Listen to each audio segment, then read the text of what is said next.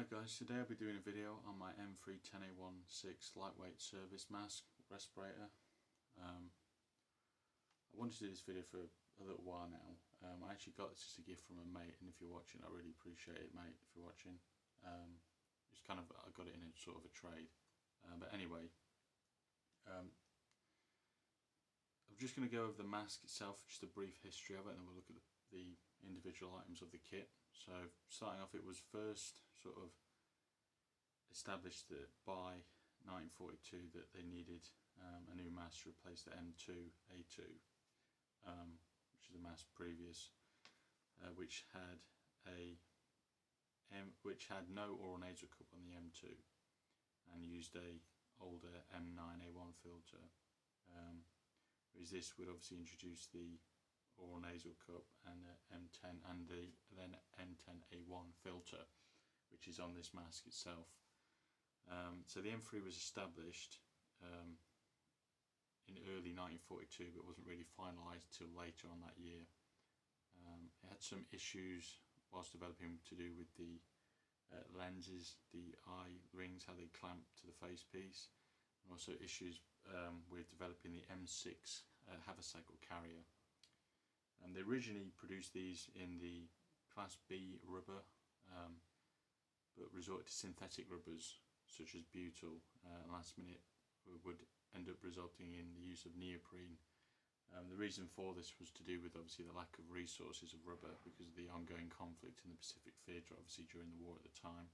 It was one of the main reasons. And by late 1943 all M3s would be made of neoprene.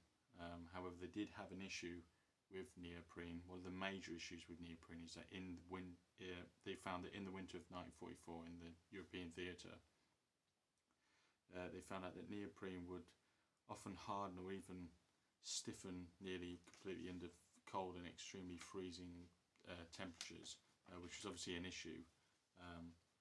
So the soldiers would actually have to warm it up themselves with either their own body heat or so forth, before donning it, because if not, the peripheral face seal around the edge of the mask obviously wouldn't make an airtight seal, which would obviously compromise the mask and the wearer. So they produced the M4 as like a stopgap mask to sort of replace the M3, especially in European theatres, which I don't believe it fully did. I don't think it fully replaced it, if I'm not mistaken. The M3 was made by several companies: Dryland Rubber Company, Goodyear, Firestone, Acushnet, ACUSHNET. I think that's how I'm saying it. I think that's how you say it. Acushnet, I believe it's how you say it. Processing Company, General and BF Goodrich were the manufacturers of these masks. And because of that, there was slight variations of certain features of the masks, such as the face pieces were slightly different, and bits of the mask, such as the valves, would slightly be different in construction and colour sometimes. What's good about the M3 is it was made to be a universal mask. It's in a universal fit, obviously, meaning that it would be essentially could be issued to anyone without the need of having to specify sizes, especially when you're mass producing a mask. Is quite an important thing to note. Obviously, they did, however, make two additional sizes. There would be super small, obviously for smaller faces, and of course large. To know the designation and the size of the mask, on the top of the forehead, with the temple, we'll have a close look in a minute. You'll see a stamp of U, and then either an L or an S, or just U for the standard universal sizes. The M8 valve and head harness tabs had slight variations, again in slightly different colours and styles, but overall of similar overall design. The eyepieces were also painted either black or grey. Obviously this example was painted black. The valve assembly is obviously painted grey. The M8 valve, I believe it is.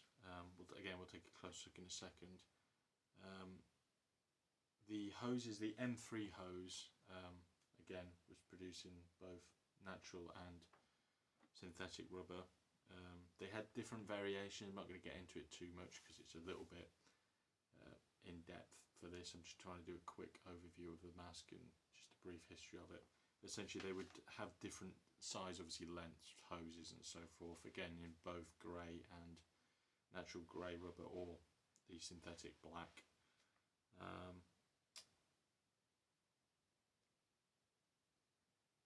The filter, again, first initially issued with the M10 filter. This example is issued with the M3-10A1 filter. The M10 in particular was a far superior filter overall compared to the previous M9A1 filter, because the M9A1 was slightly heavier and the M10 had far better filtering compounds, and obviously being smaller and lighter was obviously a benefit. Both filters, however, are, including the M10A1, were radial filters, and we'll look at that in this, at the bottom of the filter. It has obviously the intake, which obviously allows airflows from the bottom of the filter to go around the outer layers, and then to the center layer, which would be with charcoal, and then in an inner tube, and then lined with felt, which would then go to the wearer, obviously through the hose to the face piece to the wearer, obviously. The kit would be issued, as you can see, with the M6 filter, M6 haversack or carrier, C3 waterproofing kit, you can see just above it, the M1 eye shields on the left there, both tinted and untinted clear, an M4 or M5, this is an M5 ointment tin, as you can see here, anti-dimming compound just below it, with an impregnated cloth, the cover protective individual, two of these, obviously to protect against gas, and that would obviously be it. Like I said, a little interesting fact, they would use these face pieces, obviously modify them to be used as the M5-11-7 assault mask, obviously famously developed into the M5 mask. It's commonly known as D-Day. The D-Day mask is referred to by collectors, obviously with some modifications, of course.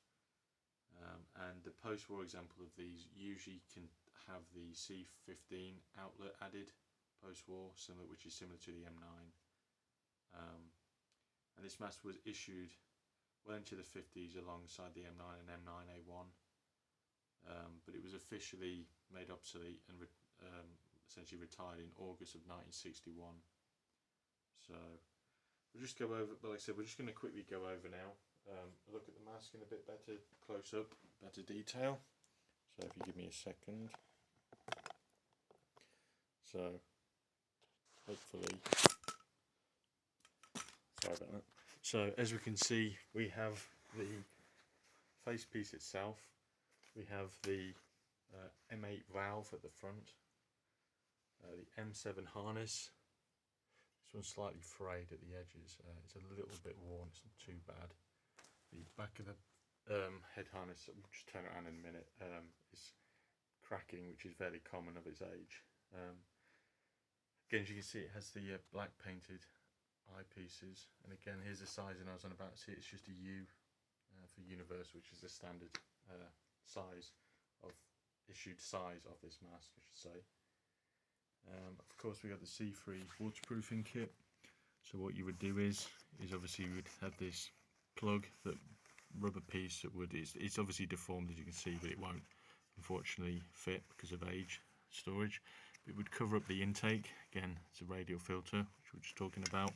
And then you would also have this clamp go around the hose to stop any water obviously going into the hose and the face piece, of course. Obviously it has an instruction card. I'll let you pause that, you can read that. On the other side, again, it's just saying what I've just slightly explained. See, they're designated M10A1. See, there's some dates, lot numbers. Nothing much to say, to be honest, about that. Obviously the M3 hose, again, some of the synthetic material. Just quickly going off, there's obviously the M6 haversack carrier, obviously in the OD7. Nothing really much to say about that. I'll just quickly go over it. Let me just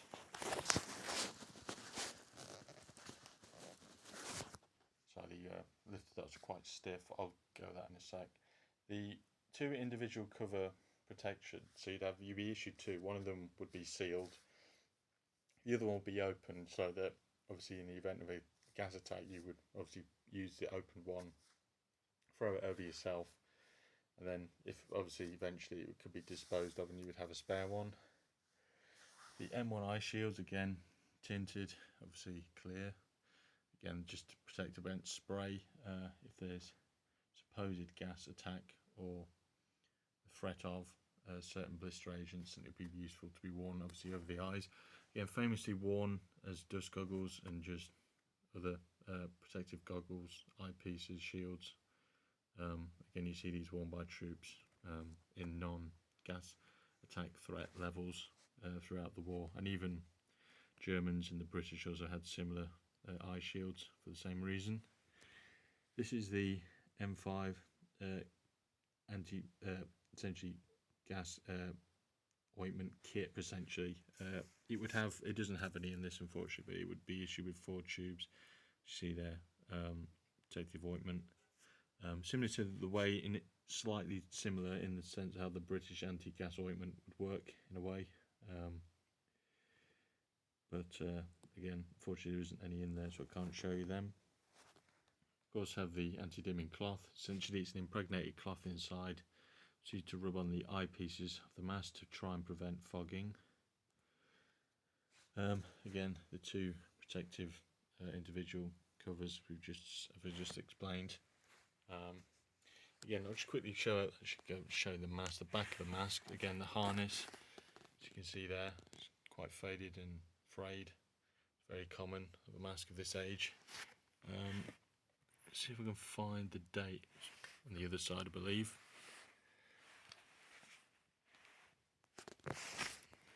So the hoses are slightly caught up.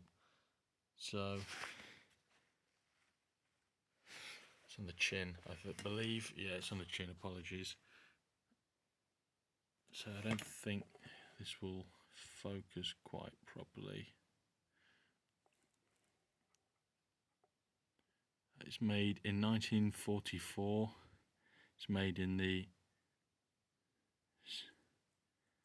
9th quarter of the 9th quarter.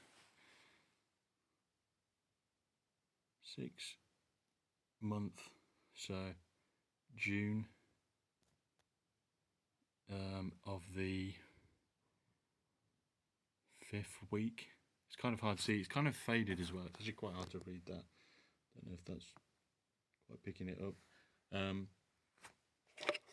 The mask itself, I'll just quickly take off the mannequin head.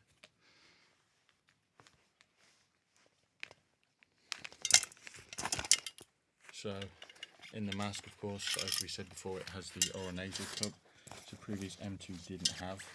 So obviously, to help prevent fogging is the main reason for the oronasal cup, and to help direct airflow. It's a different system to the TSOT system, of course, but it uses certain principles to do essentially the same thing. But it does, well, it works in the fact, like again with the TSOT system, where you'd have obviously air coming in and so forth. But again, there's nothing really much else to say about the mask. Just in this video, just want to see how it was. Hopefully it's of interest to any of you watching. Again, it's also to my mate who gave me this, so I really appreciate it. I'm also going to be using this for a kit, American impression, so I might be posting a video that I'm not too sure at the minute, but yeah, that's one of the reasons I acquired this by look, really. So anyway, thanks for watching. Hopefully it wasn't too long. Hopefully it was somewhat informative. I'll include a link below if you want to read up more information about the M3-10A1-6 and the other mass previous, the M2A2 and the M4. Yeah, thanks for watching. I'll see you in the next one.